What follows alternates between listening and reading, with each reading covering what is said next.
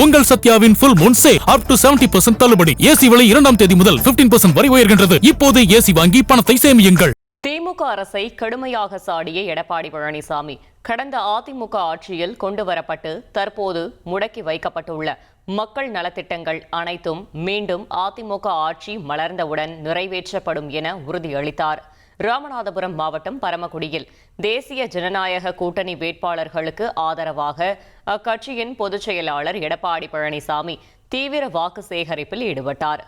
அப்போது பொதுமக்கள் மத்தியில் பேசிய அவர், அதிமுக ஒருபோதும் யாருக்கும் அடிபணியாது என்றும் யாருக்கும் அடிமை இல்லை எனவும் ஆவேசமாக கூறினார். ஸ்டாலின் அவர்களே, எந்தெந்த திட்டத்தை முடக்கிறீர்களோ அந்த திட்டமெல்லாம் மக்கள் அதனோடு மீண்டும் அதிமுக ஆட்சி அமையும். திட்டம் தொடரும். எந்த கொம்பனாலும் காவிரி குண்டாறு வைகை திட்டத்தை நிறுத்த முடியாது. மக்கள் துணையோடு அதை நிறைவேற்றிய தீர்வேன். அதிமுக யாருக்கு அடிமை இல்ல.